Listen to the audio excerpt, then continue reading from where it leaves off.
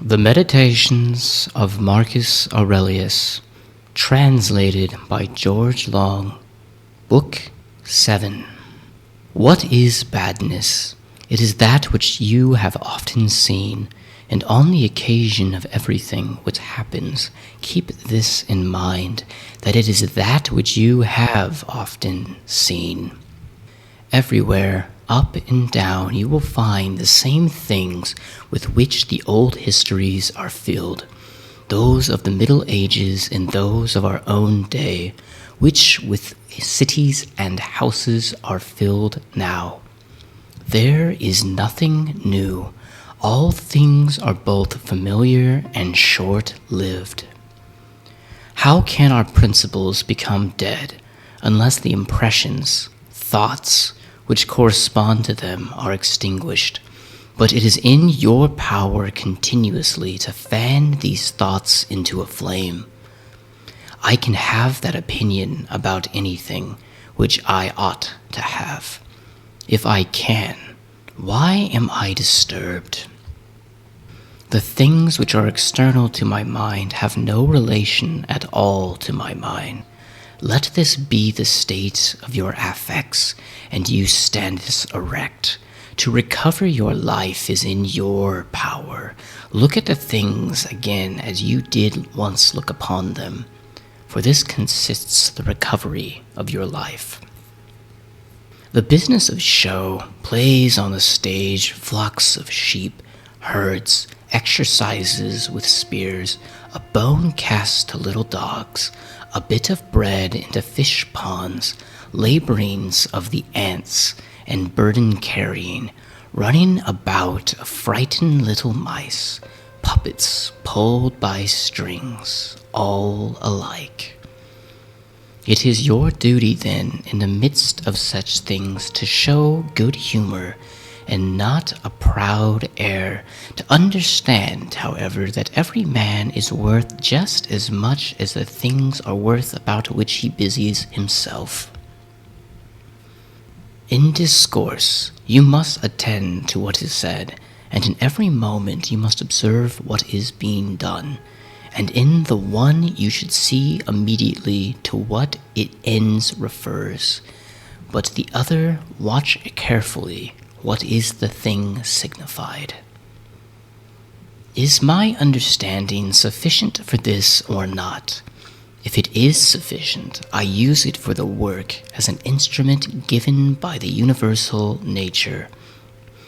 But if it is not sufficient, then either I retire from the work and give way to him who is able to do it better, unless there is some reason why I ought not to do so, or to do it as well as I can, taking to help me the man who with the aid of my ruling principle can do what is now fit and useful for the general good.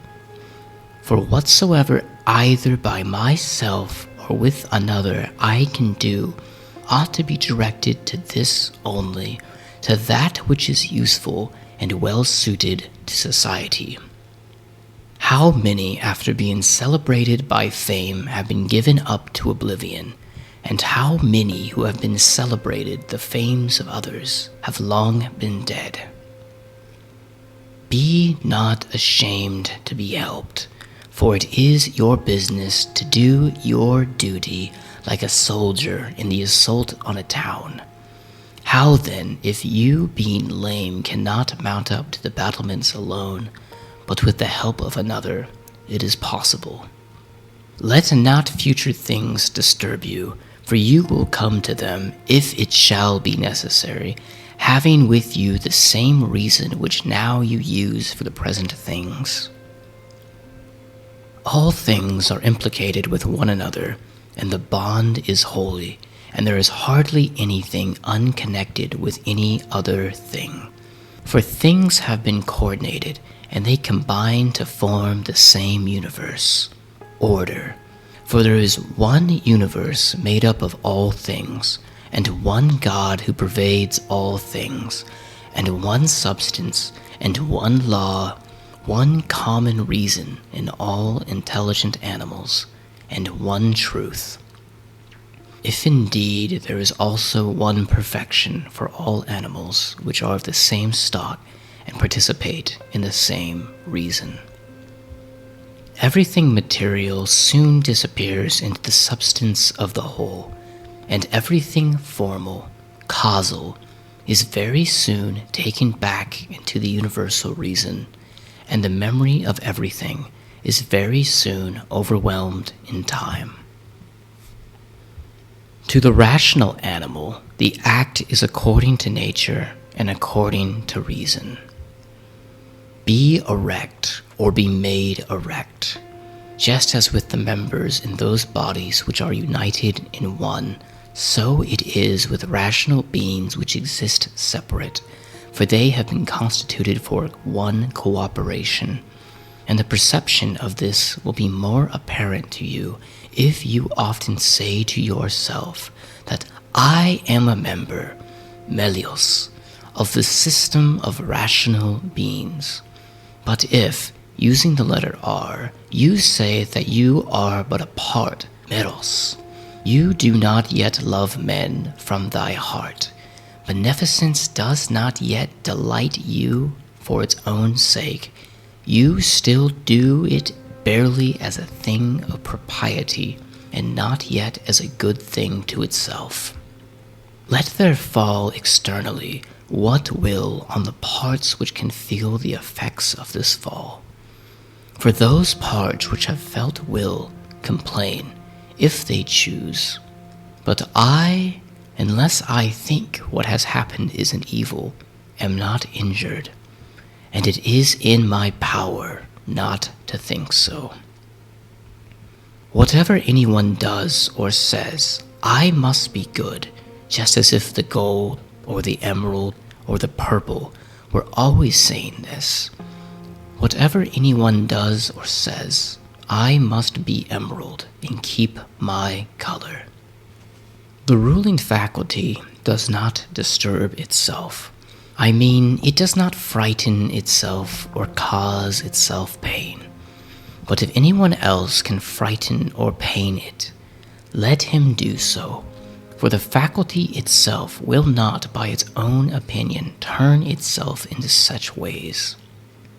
Let the body itself take care, if it can, that is, suffer nothing, and let it speak, if it suffers. But the soul itself, that which is subject to fear, to pain, which has completely taken the power of forming an opinion about these things, will suffer nothing, for it will never deviate into such a judgment.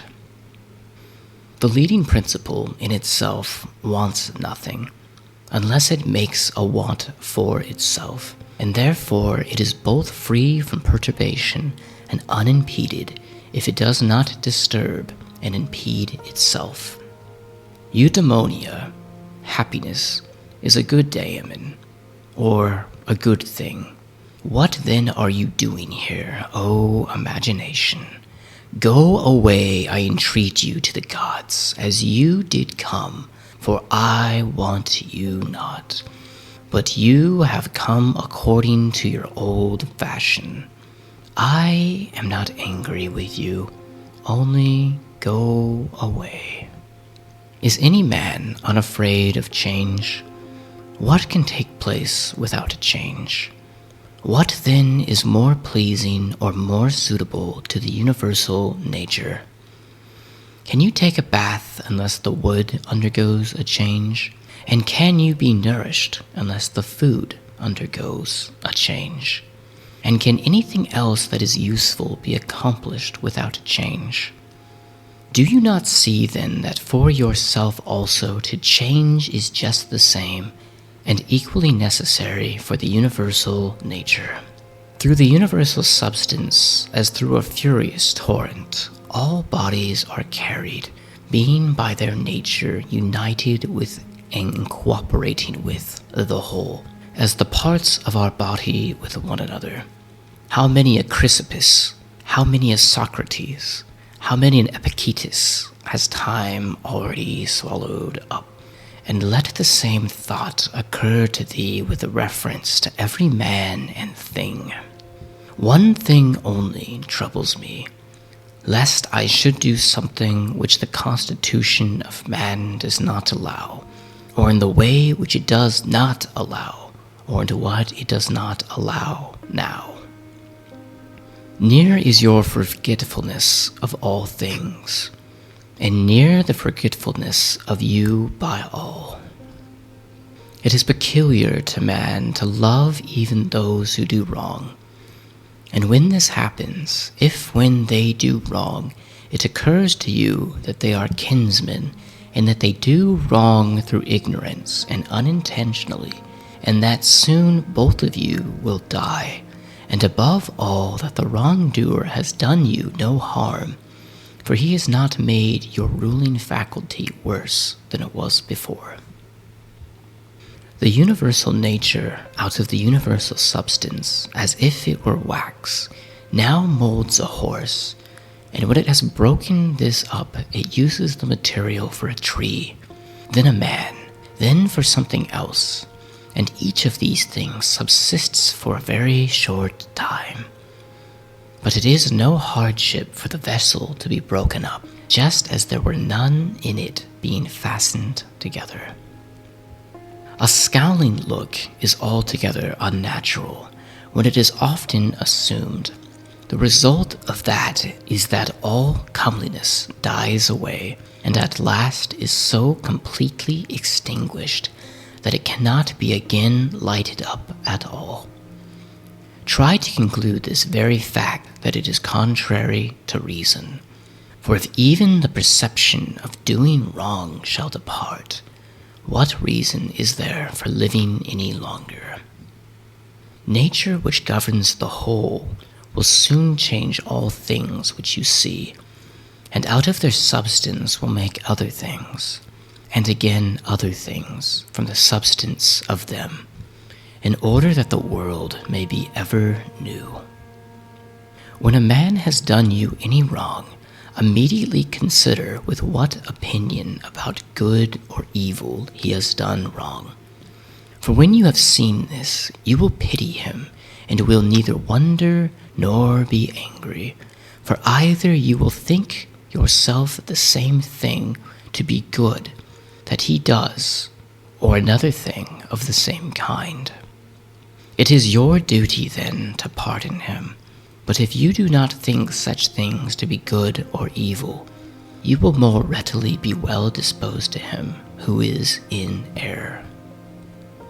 Think not so much about what you have as of what you have not, but of the things which you have select the best, and then reflect how eagerly they would have been sought if you had them not. At the same time, however, take care that you do not, through being so pleased with them, accustom yourself to overvalue them, so as to be disturbed if you should ever not have them. Retire into yourself. The rational principle which rules has this nature, that it is content with itself when it does what is just, and so secures tranquility. Wipe out the imagination, stop the pulling of the strings, confine yourself to the present. Understand well what happens either to you or to another. Divide and distribute every object into the causal, the formal, and the material. Think of your last hour. Let the wrong which is done by a man stay there, where the wrong was done. Direct your attention to what is said. Let your understanding enter into the things that are doing and the things which do them. Adorn yourself with simplicity and modesty, and with indifference towards the things which lie between virtue and vice. Love mankind. Follow God. The poet says that law rules all, and it is enough to remember that law rules all. About death, whether it is a dispersion or a resolution into atoms, or annihilation, it is either extinction or change. About pain. The pain which is intolerable carries us off, but that which lasts a long time is tolerable, and the mind maintains its own tranquility by retiring into itself, and the ruling faculty is not made worse. But the parts which are harmed by pain, let them, if they can, give their own opinion about it. About fame. Look at the minds of those who seek fame. Observe what they are, and what things they avoid, and what kind of things they pursue, and consider that the heaps of sand piled on one another hide the former sands, so in life the events which go before, and soon covered by those which come after. From Plato. The man who has an elevated mind and takes a view of all time and of all substance, do you suppose it impossible for him to think that human life is anything great? It is not possible, he said. Such a man then will think that death also is no evil. Certainly not. From Antisthenes. It is royal to do good and to be abused. It is a base thing for countenance to be obedient and to regulate and compose itself as the mind commands, and for the mind not to be regulated and composed by itself. It is not right to vex ourselves at things, for they care not about it. To the immortal gods and us give joy. Life must be reaped like the ripe ears of corn. One man is born, another dies. If gods care not for me and for my children, there is a reason for it. For the good is with me and the just. No joining others in their wailing, no violent emotion. From Plato. But I would make this man a sufficient answer, which is thus: you say not well if you think that a man who was good for anything at all to compute the hazard of life or death, and should not rather look to this only in all that he does, whether he is doing what is just or unjust, and the works of a good or a bad man. For thus it is, men of Athens, in truth. Wherever a man has placed himself, thinking it the best placed for him, or has been placed by a commander, there, in my opinion, he ought to stay and to abide the hazard, taking nothing into the reckoning, either death or anything else, before the baseness of deserting his post. But, my good friend, reflect whether that which is noble and good is not something different from saving and being saved. For as to a man living such or such a time, at least one who really is a man, consider if this is not a thing to be dismissed from the thoughts, and there must be no love of life. But as to these matters, a man must entrust to them the deity, and believe what the women say, that no man can escape his destiny, the next inquiry being how he has best lived the time that he has yet to live. Look around at the courses of the stars as if you were going along with them, and constantly consider the changes of the elements into one another, for such thoughts purge away the filth of the terrene life.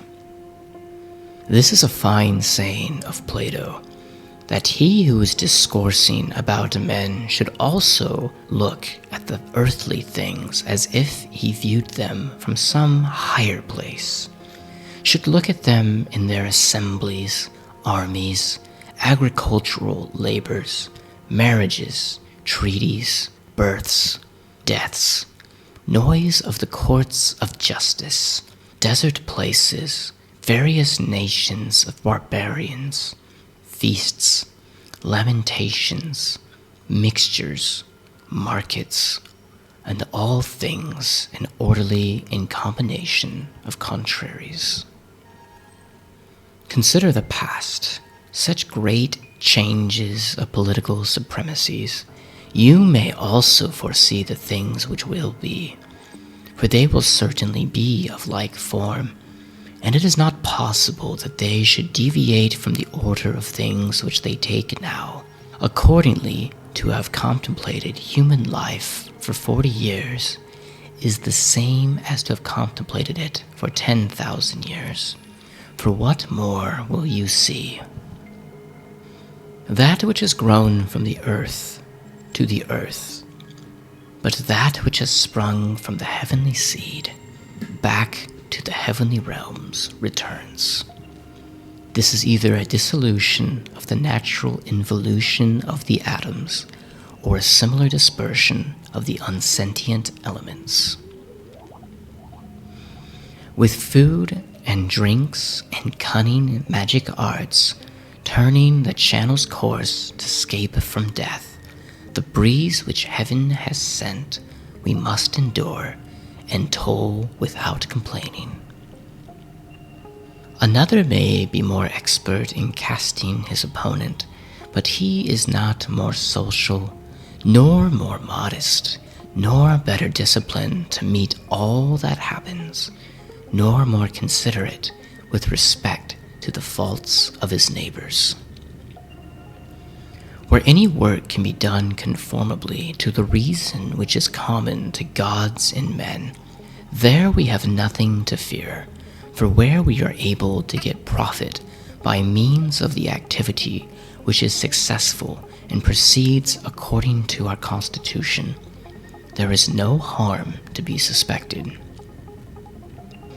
Everywhere and at all times it is in thy power piously to acquiesce yourself to the present condition, and to behave justly to those who are about you, and to exert your skill upon your present thoughts, that nothing shall steal into them without being well examined. Do not look around you to discover other men's ruling principles, but look straight to this, to what nature leads you, both the universal nature through the things which happen to you, and thy own nature, and your own nature, through the acts which must be done by you. But every being ought to do that which is according to its constitution, and all things have been constituted for the sake of rational beings, just as among irrational beings the inferior exists for the sake of the superior, but the rational for the sake of one another.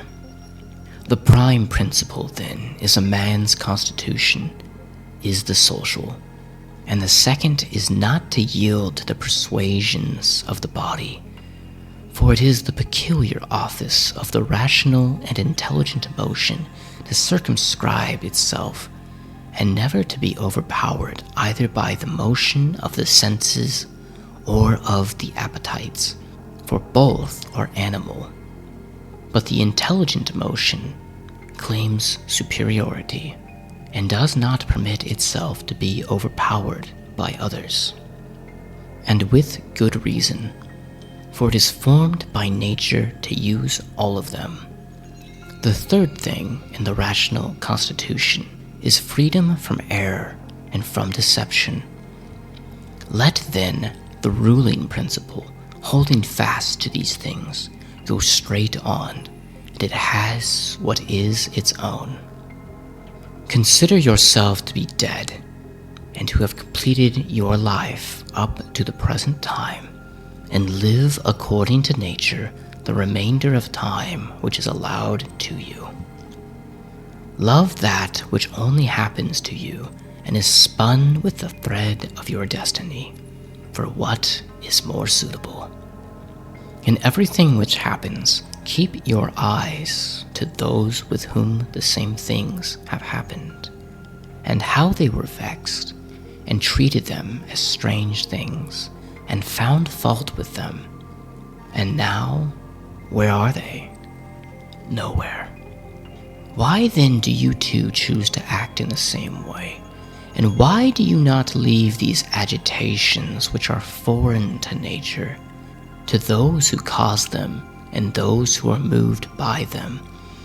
And why are you not altogether intent upon the right way of making use of the things which happen to you? For then you will use them well, and they will be a material for you to work on. Only attend to yourself, and resolve to be a good man in every act which you do, and remember. Look within. Within is the fountain of good, and it will ever bubble up, if you will ever dig. The body ought to be compact, and to show no irregularity, either in motion or attitude.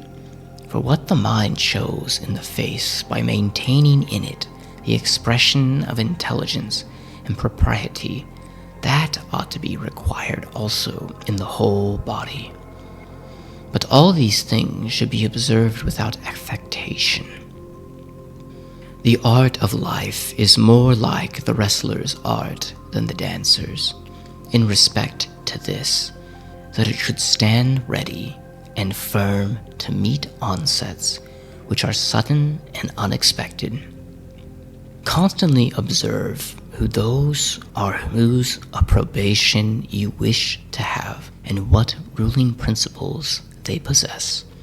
For then you will neither blame those who offend involuntarily, nor will you want their approbation, if you look to the sources of their opinions and appetites.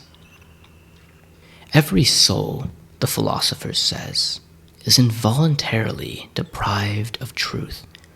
Consequently, in the same way, it is deprived of justice and temperance and benevolence and everything of the kind. It is most necessary to bear this constantly in mind, for thus you will be more gentle towards all. In every pain, let this thought be present, that there is no dishonor in it, nor does it make the governing intelligence worse, for it does not damage the intelligence either, so far as the intelligence is rational, or so far as it is social. Indeed, in the case of most pains, let this remark of Epicurus aid thee, that pain is neither intolerable nor everlasting. If you bear in mind that it has limits, and if you add nothing to it in imagination, and remember this too, that we do not perceive that many things which are disagreeable to us, or the same as the pain, such as excessive drowsiness, and the being scorched by heat, and the having of no appetite. When you are discontented about any of these things, say to yourself that you are yielding to pain. Take care not to feel towards the inhuman as they feel towards men. How do we know if Telegex was not more superior in character to Socrates?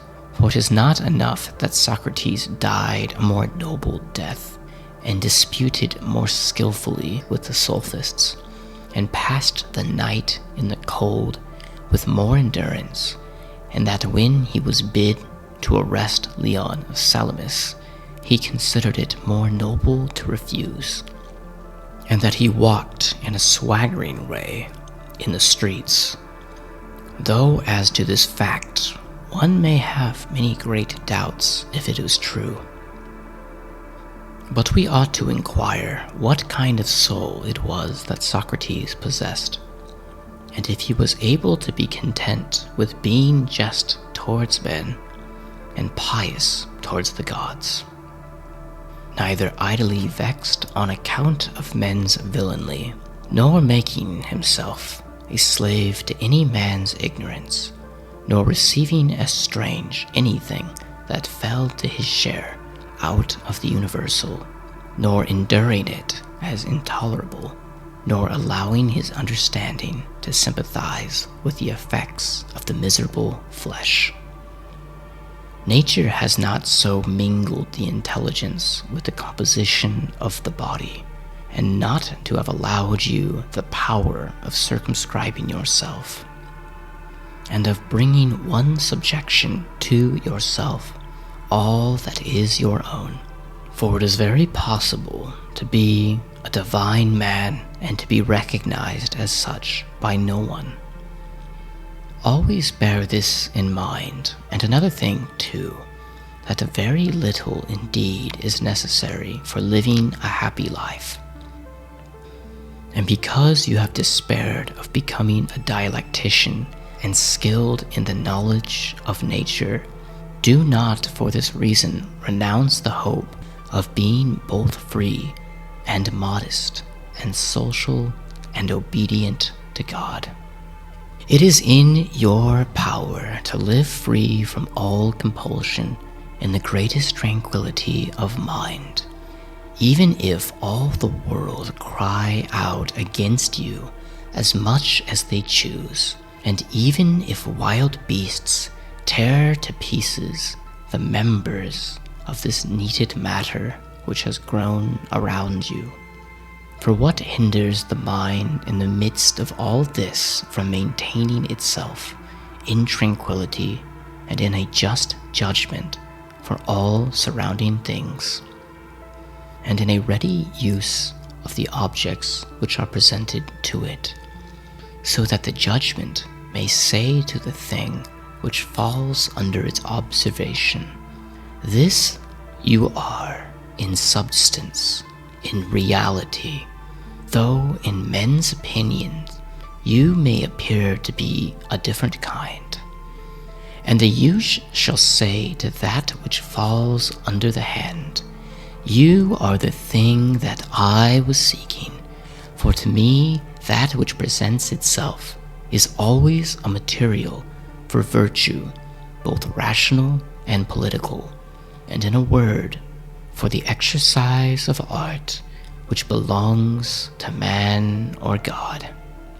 For everything which happens has relationship either to God or man, and is neither new nor difficult to handle, but the usual and apt matter to work on. The perfection of moral character consists in this, in passing every day as the last, and in being neither violently excited nor torpid, nor playing the hypocrite. The gods who are immortal are not vexed because during so long a time they must tolerate continually men such as they are, and so many of them bad, and besides this, they also take care of them in all ways. But you, who are destined to end so soon, you are wearied of enduring the bad, and this too, when you are one of them. It is a ridiculous thing for a man not to fly from his own badness, which is indeed possible, but to fly from other men's badness, which is impossible. Whatever the rational and political, that is, the social faculty, finds to be neither intelligent nor social, it properly judges to be inferior to itself. When you have done a good act and another has received it, why do you look for a third thing besides these, as fools do, either to have a reputation of having done a good act or to obtain a return? No man is tired of receiving what is useful, but it is useful to act according to nature. Do not then be tired of receiving what is useful by doing it to others. The nature of the On moved to make the universe, but now either everything that takes place comes by way of consequence or continuity, or even the chief things towards about which the ruling power of the universe directs its own movement are governed by no rational principle. If this is remembered, it will make you more tranquil in many things.